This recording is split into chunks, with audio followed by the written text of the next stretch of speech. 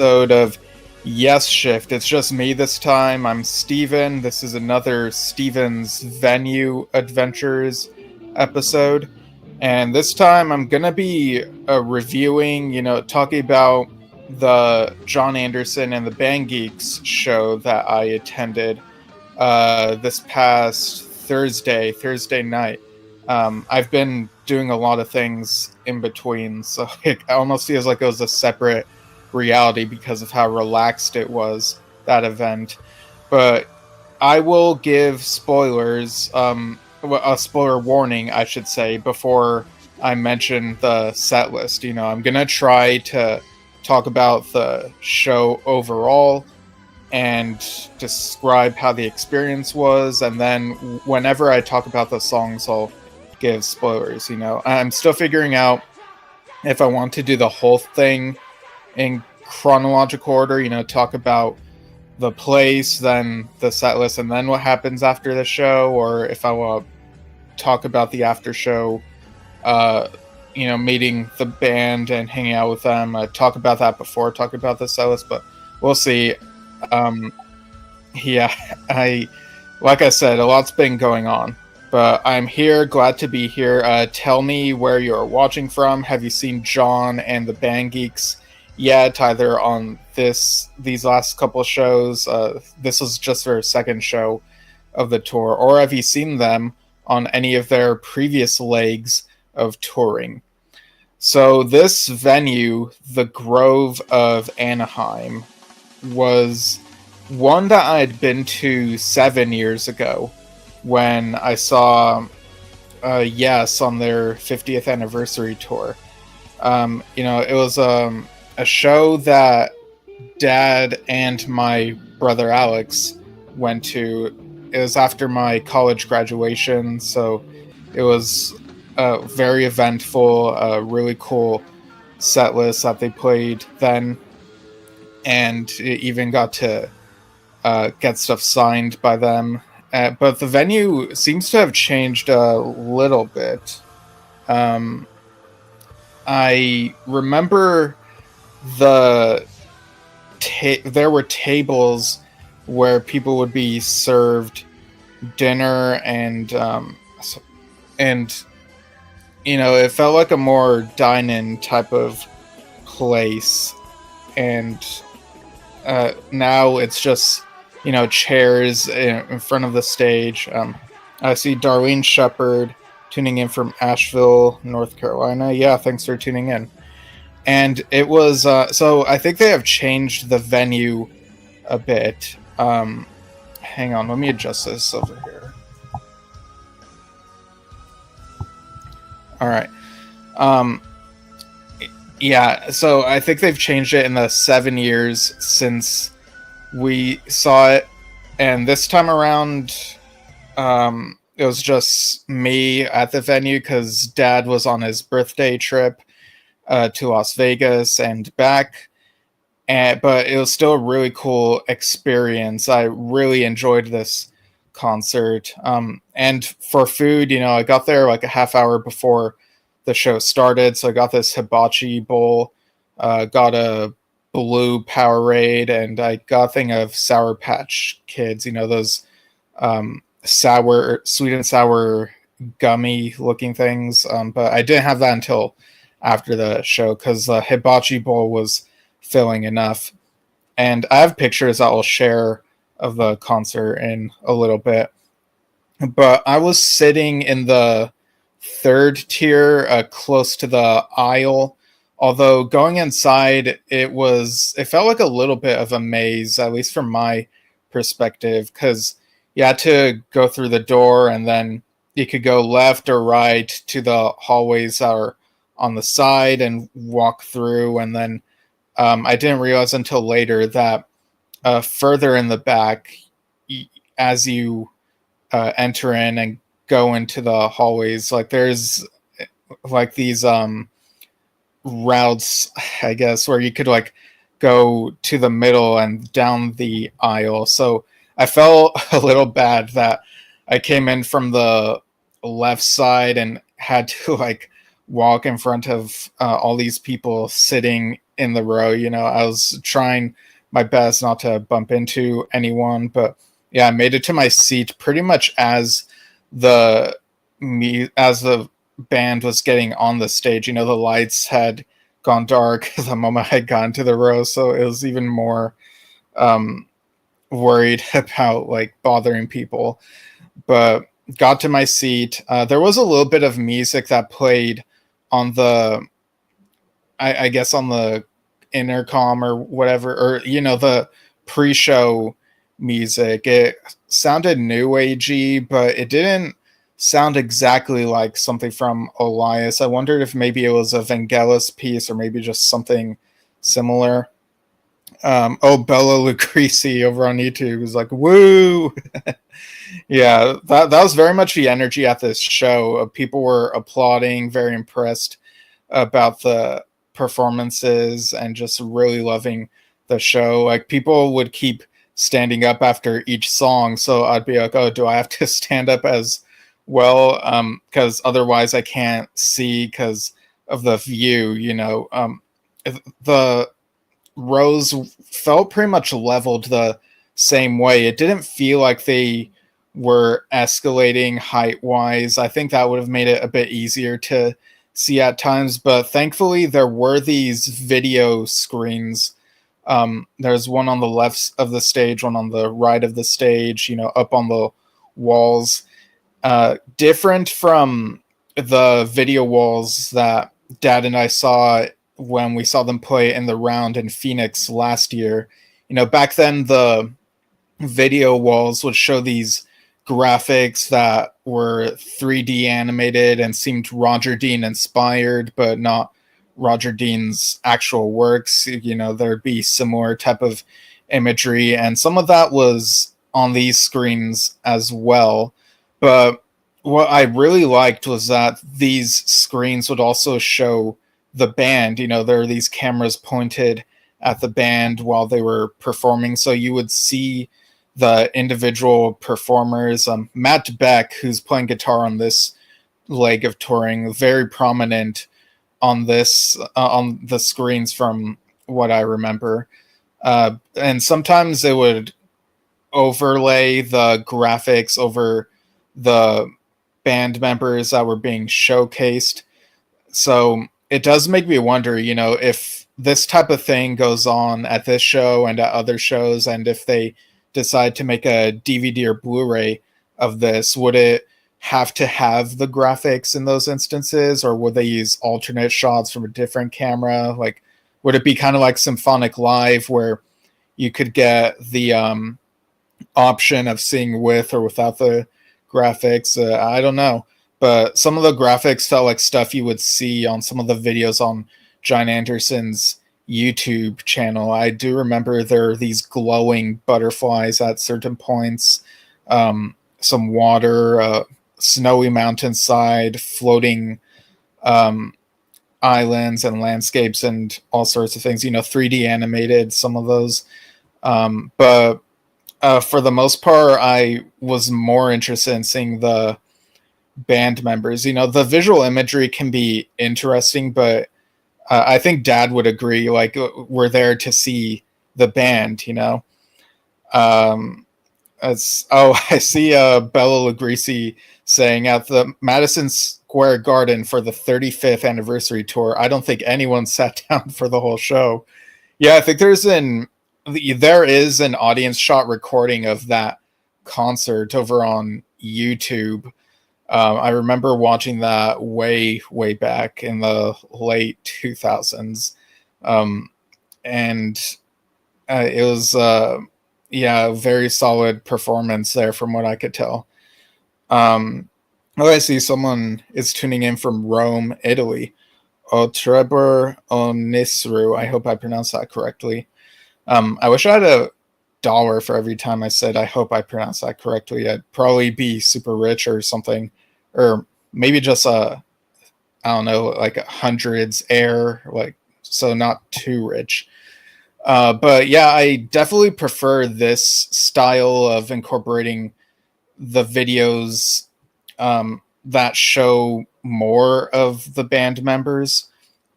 do wonder if maybe it depends on the venue. They might switch from uh, the videos on the side, if they're on this type of stage, to maybe if they're ever in the round is when they use the video walls that are behind them.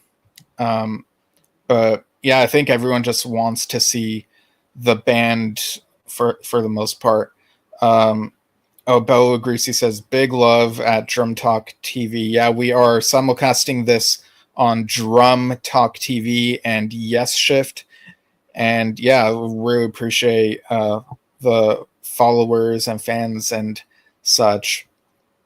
Um, where was I? I was talking about the video screens. I do remember in the videos from the Perpetual Change live album / Blu-ray, a couple of those are on YouTube. That was from a concert that does have these video screens that are on the side, so maybe they do alternate. I know that was from not last year but the year before that was recorded.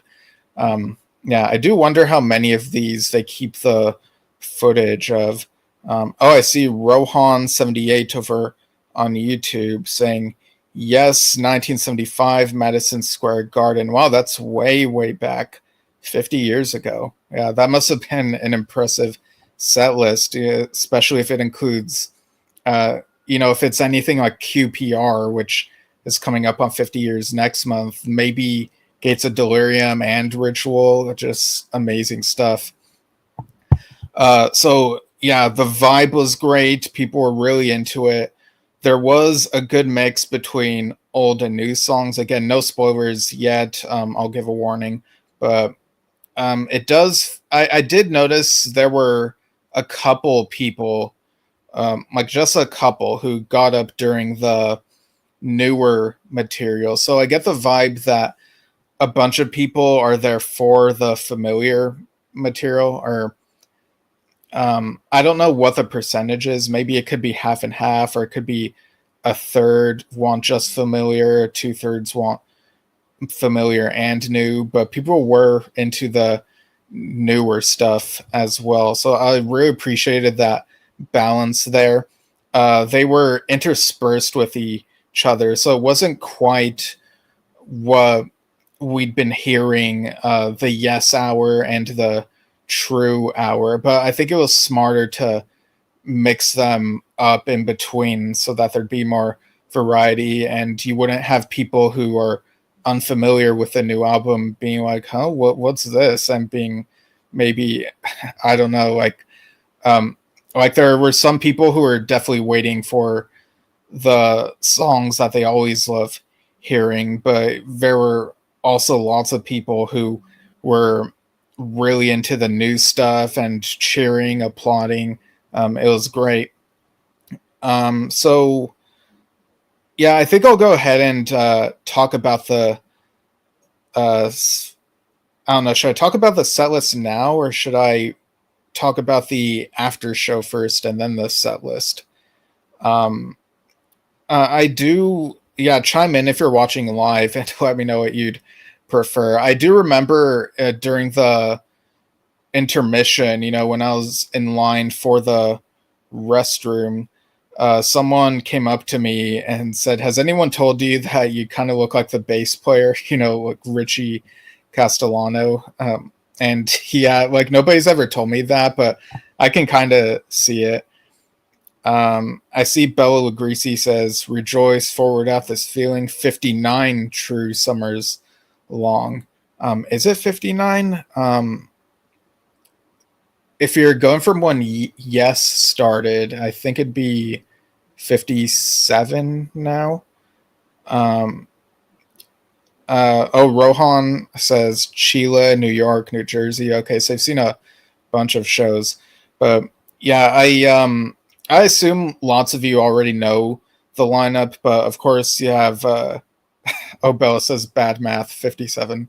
But obviously John Anderson on vocals, Richie Castellano on bass, on guitar, you have Matt Beck on this leg because Andy Graziano had some scheduling conflicts. But from what I understand, I believe he'll be back at some point.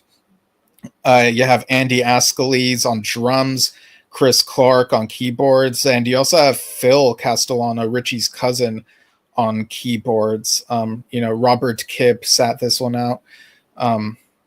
And Phil would sometimes play guitar as well behind the keyboard on certain songs, and did a great job. Everyone was great. This is the second night. This was the second night of this tour. There were a couple moments where it felt like they were working out the kinks of certain things, but they've been rehearsing, and this is only the second show, but they still sounded really great. And John, just his voice still sounds really amazing. I feel like I need to find more adjectives than great. But yeah, okay, I'll go ahead and talk about the set list. So if you want to tune out, come back in, I don't know, like 10 minutes or something. But the set list for this show, they began with Close to the Edge, really opening with a bang there. There was a moment where John sang the "Now that's all over and done, now that you're fine, now that you're whole" at the end of the Total Master Tane section, which I think he did on the last time that we saw. I think maybe at the show that Dad and I saw last year. So, but yeah, I was having a fun time. Everyone was having a fun time.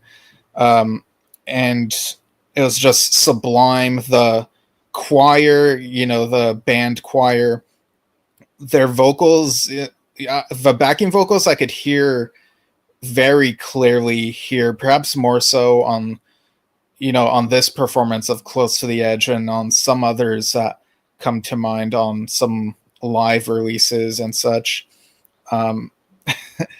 Bella chiming in with the adjectives, synonyms for great: astonishing, astounding, surprising, bewildering, stunning, staggering, shocking, startling, stupefying, breathtaking. Okay. All right, so we have variety now, much like this show.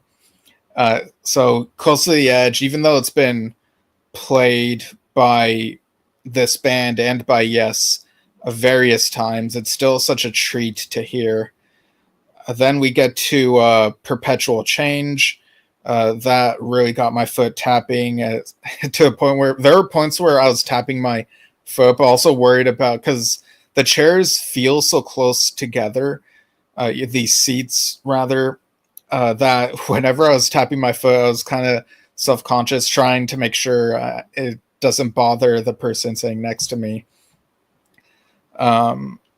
But yeah, Perpetual Change, very groovy.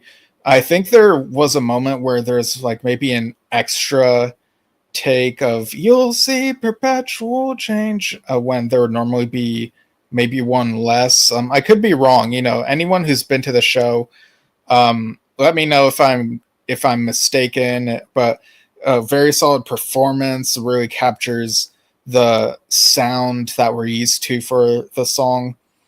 Then after that was when the first true song of the concert was played. It was Counties and Countries. And I think John had said that they were going to try playing this song. And I'm glad that they did. I think Counties and Countries and Once Upon a Dream were the ones that Dad and I were saying, oh, they got to play those songs. And lo and behold, they did. And it does justice to the song, this live performance, do do do do do do do, and listening to it live really makes me want to revisit the studio version. I've listened to it true now and then. I think Dad has listened to it a lot more times than me, but hearing the new material really makes it feel, oh, I gotta listen to the album version again, and just thinking of the guitar solos and stuff. It's really, really great track. That a different experience seeing it live, because you get to hear it in a big room as opposed to like in your ears type thing. Then after that, they played And You and I. I should mention John's guitar tech, Rob, was also on a few of these. I think he was on Counties and Countries and You and I, doing a bit of, as extra guitarist doing the intro to And You and I, as he did when Dad and I saw him last year. And again, really beautiful. I do admit I do miss the harmonica bit that we've heard in some live renditions of And You and I. I think it's been quite a while since Yes have incorporated the harmonica as well. I can't quite remember when the last time was that they included that. But yeah, it was just such a, it's a bit that sticks in my ear, and thinking about Chris doing that, Chris Squire. But still a great song. I really loved this performance. Rohan is chiming in saying Elias is my favorite solo. And Setlist 75, my high school soundtrack. But yeah, this okay, so I talked about And You and I. I'm looking at my notes on my phone. So the last one before the intermission was True Messenger. John did this thing where, he does the intros to the songs, trying to hype up the audience for what's to come. He mentioned True, and like this song is True Messenger. And they had played this last year. Last year the True songs that they played were True Messenger, Shine On, and I think they played Thank God. And Counties and Countries was just the intermission song, the track playing, not being played live, but just the track from the album was played as intermission music back then. But glad to hear that live here, and it was cool hearing True Messenger again. So then we had the intermission, and after the intermission is when, again, opening with a bang, starting each set with a Yes epic. They did Awaken, probably one of Dad's favorite Yes songs, maybe even his number one, if I remember correctly.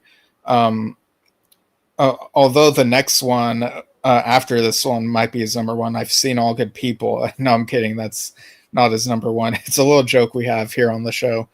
But yeah, Awaken sounded great. I think there was a bit more of a build up between winding down into the quiet section, going into the harp. And, just whenever John sings Master of Images, songs cast a light on you, I always think of that Denver 1991 clip that's included in the Yes Years documentary. So great to hear that song again. At some point, John recounted when he met the band Geeks, when he called Richie on the phone, and he did a Richie impression where his impression sounded like a gruff version of Richie, is this something like that. I can't do it, but it was pretty funny. But yeah, that same story that we hear about how he got in touch with them. But yeah, after Awaken, they did I've Seen All Good People, and people were, I was certainly singing along to it. Some of these songs I was sort of mouthing the words along. I guess I've just been self-conscious ever since that one time on that Topographic Drama tour when someone in front of me shushed me when I was singing along to one of the Tales songs. I think it might have been Revealing, if I remember correctly. But after I've Seen All Good People, they played Once Upon a Dream, and it was just so grandiose. You could feel a bit of the vibration. Again, I'm sitting at the midpoint of the seating, basically, and it's just hearing, that's my favorite song on the album. So hearing it live, seeing it being performed right in front of me, like on the stage, rows ahead of me, it just sounded so great. John, when introducing the song, he said it feels like we wrote it last week. And as they started playing it, I was sort of singing along to it, and the woman sitting to my left asked what song it was, and I explained that what was, and if that's from the new album. And uh, her reactions to the performances, like she seemed really into it, like just couldn't believe she was there. Like, this is heaven, basically. This is just unworldly, magnificent performance. This whole concert, and whenever you listening to the album version, I would always love getting to the climax part of Once Upon a Dream. The crescendo, I guess it would be, and the vocal harmonies. It was cool seeing that live in person. So after that song, John said, "You want to hear Starship Trooper?" As if to tell the audience, okay, you sat through something new and unfamiliar, but we're going to give you something that you know and you love. That's kind of how I read into it. But yeah, I think it was during Once Upon a Dream that I saw a couple people ahead of me leave the room, like maybe for a bit, which I don't know why. It just doesn't compute with me. There's this new song, even if you're not familiar with it, you don't want to stick around and see what it's like. I don't know. But I do know there are some people who want to hear just what they're familiar with. I've talked about before how when Dad and I saw Rush back on their Clockwork Angels tour, and on our way out, I overheard someone saying they play too much new stuff or something like that. And it just didn't compute with me then. But yeah, I think this show had a great balance of old and new, or classic and new, I guess I should say. And then after Starship Trooper, they did not do the thing of leaving the stage and coming back on to play the encore. They just went right into Roundabout, which I appreciate because, at this point, I don't get why even leave the stage and then come back for the encore. It just, I don't know, it kind of wastes a minute or two. But I'm glad that they did not do that here before Roundabout and just went into it. I see Frank Kyle saying, who are the band members at this event? Yeah, I mentioned them earlier.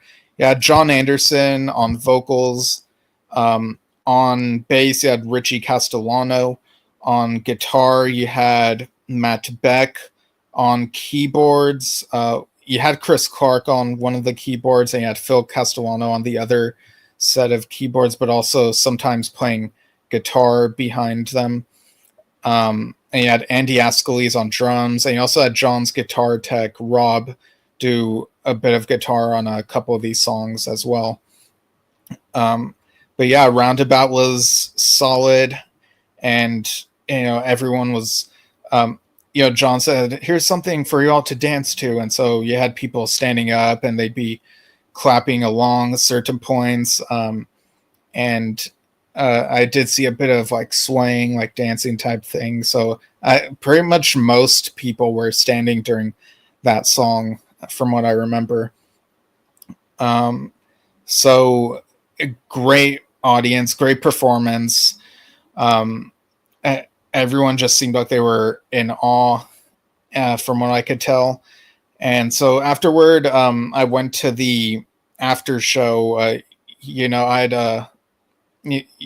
talked to Richie ahead of time, and he mentioned that, yeah, we'll put you on the after show list. And so I had to ask around, like, some of the people working there, like, okay, where do I go? But yeah, I was able to find the place to go. And so I met up with Richie and also got to meet some people he knows, friends and such.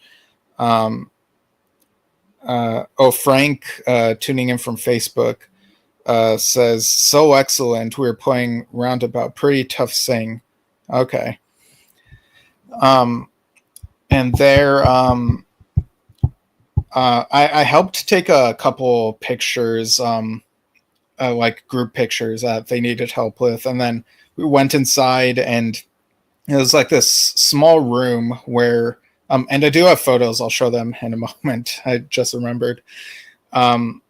We went into this room, which was kind of small. I don't know how we all fit in it, but it had this little table against one of the walls that had snacks on it, Ritz, hummus. There was some wine. And I chatted with the band members. They're pretty much all there, and I took pictures with them. Let me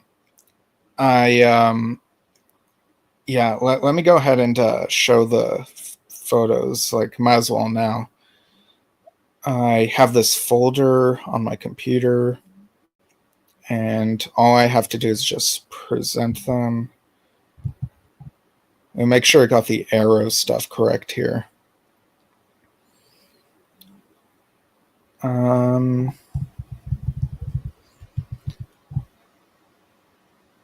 Okay, I might just have to click through each of them or something. But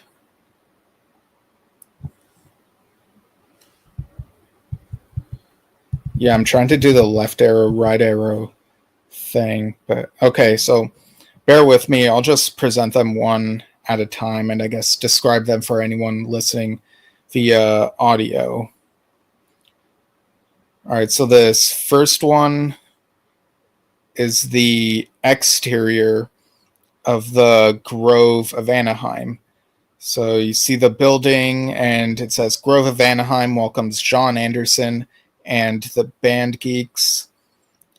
So very nice there. Then this next one, I believe this is just a selfie of me. Yeah, it's just a selfie of me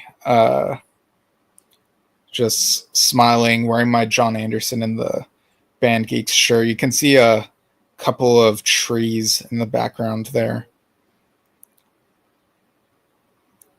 I think it was right before I ate my hibachi bowl. All right, so this next one, this is in the lounge. It was early on, so it was before it got crowded in that room. I was able to take a picture. You could see the glowing chandeliers. And I think I have another one here where it is not glowing as much.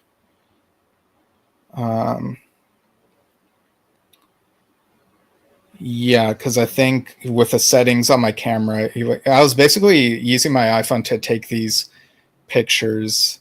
But it's amazing what iPhones can do. So yeah, you get a better idea of how the chandelier looks there. And I'll post these on the Yesshift Facebook page afterward as well, if anyone wants to go through them that way. I do see Rohan saying Madison Square Garden, Awaken, John on harp, Never Forget, Being Raised on Platform, Spotlight, Tears in Silence. Yeah, quite amazing. And then we get into the not yet. This was a framed photo of Ian Anderson, that one of the framed photos that they have in the lounge. So yeah, different Anderson there, but someone who was a bit of an inspiration to John in terms of showmanship and figuring out how to keep the audience's attention and stuff like that. But okay, so now we get into the concert photos. So here you have one of John And I'll just go through. Well, you can see the other band members too on the side and a bit of the audience. I did see that a few people were using their phones to take video clips now and then. I did not do that. Because my phone wouldn't have it wouldn't have been great on my phone, and I also want to be in the moment.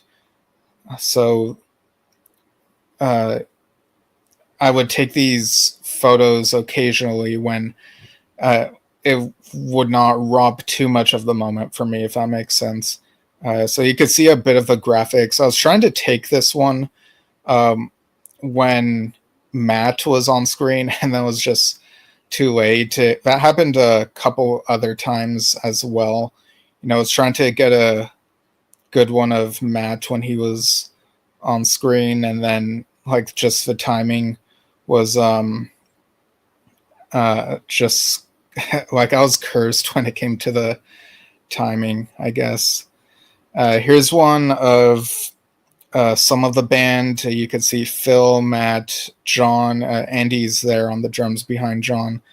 I liked the lighting, how sometimes when the colors makes you get this warm color feel, with the orange and green. There's something about that I really like. The lighting against the curtains. They did some great stuff there. This next one, let's see what. Okay, that's another one of them on the stage. And yeah, you see the other side of the stage where you can see Richie and Chris. And again, that is Andy on drums behind John. In these photos, it almost looks like they had a smoke machine, but it's just how the photo came out. Again, this one here was another attempt at trying to get one when Matt was on screen. Then it would crossfaded into this glowing stars type of graphic. So again, the timing was just, I was kind of bad at the timing with these, I guess. I eventually got one of him though. Oh, did I already show that one? Hang on. Let me just make sure. Okay, yeah, I did already show that one. So this next one, you can see John pointing at something. I don't remember the context of what was going on during this moment. But yeah, pretty cool. All right, this next one. Oh, this was another picture of the screen where you could see John on the screen. These ones that I was taking were on the left screen, since that from where I was sitting, it felt more easy and ideal to take those pictures, of that screen. And this next one, which one's this? Okay, this is another band shot on the stage. Yeah, I got the purple lighting.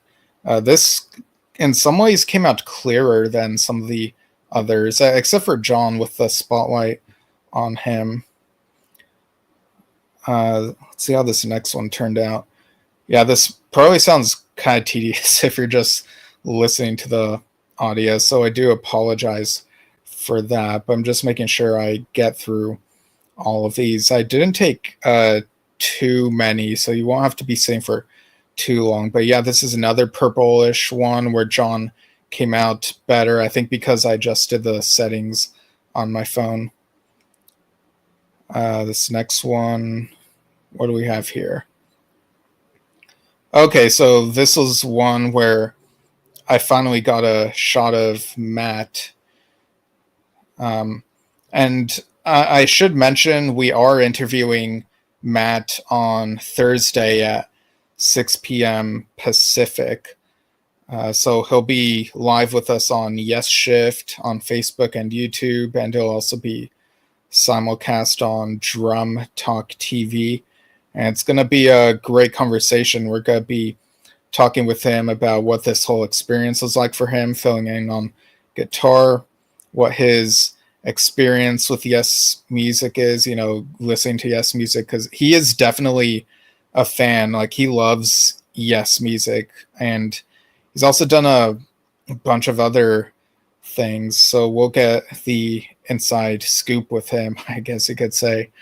This is one showcasing Matt and Phil, so the new guys on the tour.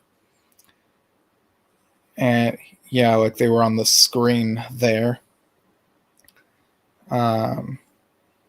This is another one where they are crossfading with this moon or planet. I'm not quite sure if it was a moon or a planet. It almost looks like this guitar here is floating in midair. That's kind of cool. This next one is... Okay, this is another purplish shot here.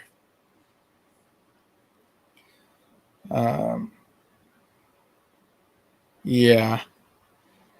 Again, it almost looks like there's a smoke machine when there wasn't. This one...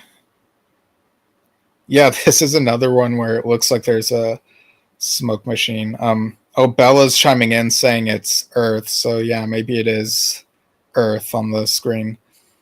Yeah, like the combination of the blue and purple lighting and then the white spotlights kind of gives the curtains this smoky look in these photos. Or maybe I'm just a bad photographer. I don't know. But yeah, here's another one where it kind of has that feel. I showed half of the stage in the other one. I showed the other half in this one.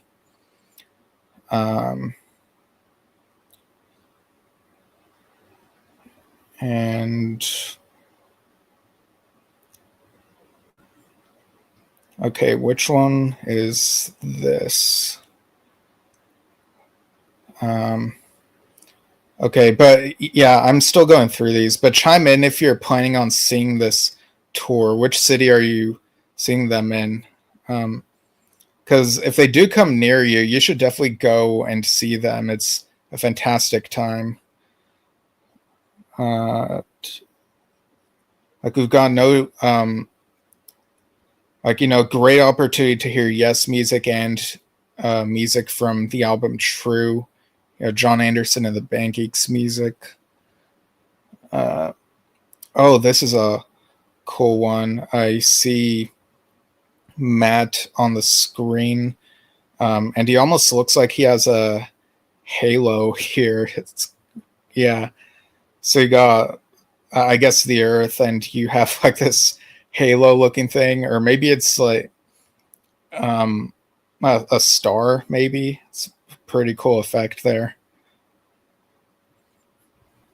And I saw there were a couple more comments. I'll read them in a moment. But this next one, I got the purplish lighting again. See Phil, Matt, John, and Andy.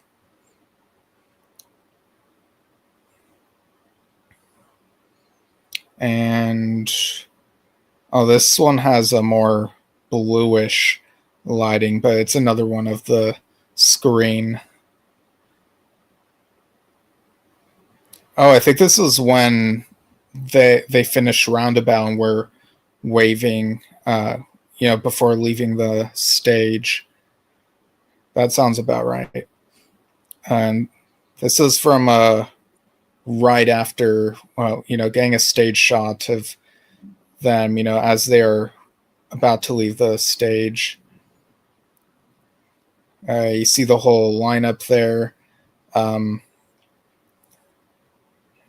And is this next one still of the concert? Okay, so the next few are from the after show thing, but I'll read a couple comments first.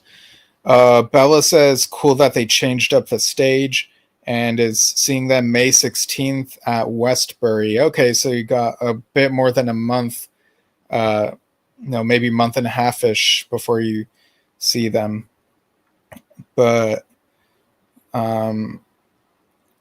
yeah, so backstage, in the room I mentioned earlier, John did pop in twice, and he said a couple things, like a couple funny things.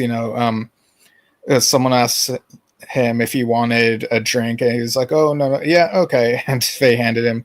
Like, I laughed so hard, and I my hand bumped into a glass that was being handed to me, and I was like, "Oh shoot!" But thankfully, there wasn't a huge mess. Just several drops, maybe, but yeah. So I'll go ahead and show that pic. I got to take a pic with John. This was my third time meeting him in person. Of course, we did our Yesshift interview with him a few months ago online, and also spoken with him via the Zoom chats over on his Patreon. I've been to some of those. This next one, I think, is with this is with a few more of the band members. Everyone was chill. It was a really chill vibe. We were talking about music. So this is me with Matt, Phil, and Chris. I had seen that Chris posted that he was going to eat at Lazy Dog, so I asked him how that was. He said it was great. Talked about the bison burger, and Matt asked me how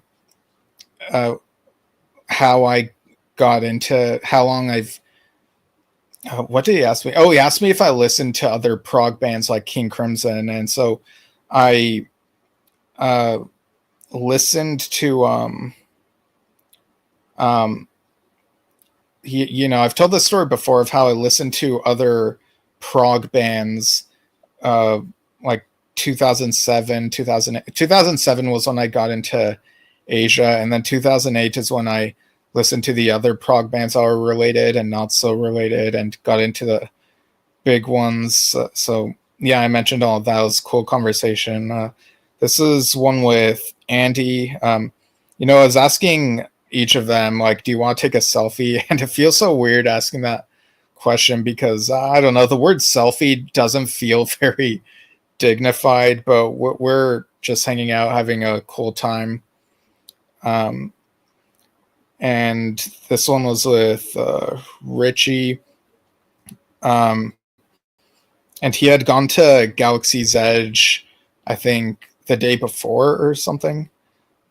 So we talked a little bit about that. Yeah, so again, many thanks to, Richie for putting me on that list. And again, I was there for like maybe half an hour hanging out with them backstage, and it was just overall great vibe. And they were talking about they were talking a little bit about the improv moments in certain shows, I think, and the lighting person was also talking with them, and it was really cool. Everyone was having a great time, and like I said, there was hummus and some snacks and stuff that people were having. And yeah, overall, an incredible experience. It really made my night going to this show, because, like I said, I'm busy with a lot of things lately, so this was a nice break from everything. Bella chiming in again with the adjectives: awe-inspiring, sensational, remarkable, spectacular, stupendous, phenomenal, prodigious, extraordinary, incredible, unbelievable, wonderful, marvelous, thrilling. Yeah, those all describe it very well. And again, I hope that there is a video of this tour. I'd love for another Blu-ray release. I'm still waiting on my Blu-ray to come in the mail. I ordered one that's coming in on Monday, I believe, and I think Dad's CD DVD pack comes on Wednesday, if I'm not mistaken. So we'll be reviewing those at some point, maybe later this month after we've like watched the video and stuff. But yeah, that video covers their first year of touring, so there were no true songs on that. And I hope that there is a video release of this tour. Maybe you could even have a couple bonus features included of performances of Shine On and Thank God from the tour last year. Because I was kind of surprised they didn't play Shine On at this show. Did they play at the first show of the tour? Does anyone know? I haven't even checked, but it was a little bit surprising because that was one of the singles that came out ahead of the album, or like that and True Messenger. But hey, like they made room for a couple other songs they hadn't played, and like huge songs, Counties and Countries and Once Upon a Dream. But yeah, it looks like they haven't played Shine On this year, but who knows what could happen on this tour. But yeah, definitely want to listen to True again, which I will maybe like later today or later this weekend. And Bella says, so happy for you, Stephen. Thanks. Yeah, this is a really great night, and one that'll be long remembered. But yeah, see the show if it comes near you. You will probably love it. Really great. All the adjectives, synonyms, whatnot. So yeah, thanks for tuning in to another one of these Steven's Venue Adventures episodes.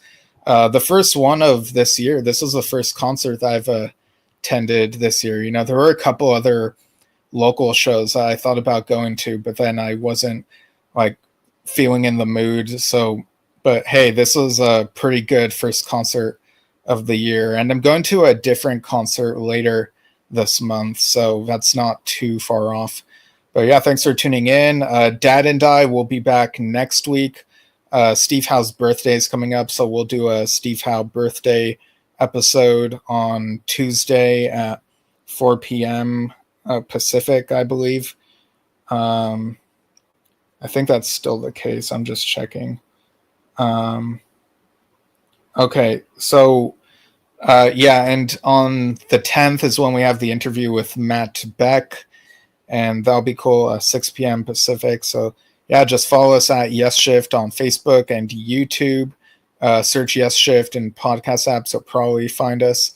And you can write to yesshiftpodcast@gmail.com. And yeah, like, I don't know, share what's going on. I know Cruise to the Edge is going on right now. So if any of you are attending that, or maybe you're watching this, hearing this after the fact, go ahead and share your experiences with us about that. Cause you know, we're not on there obviously, but would love to be there, but you know how life is. But yeah, feel free to share any experiences from that or from these shows. And thanks for tuning in. See you all soon.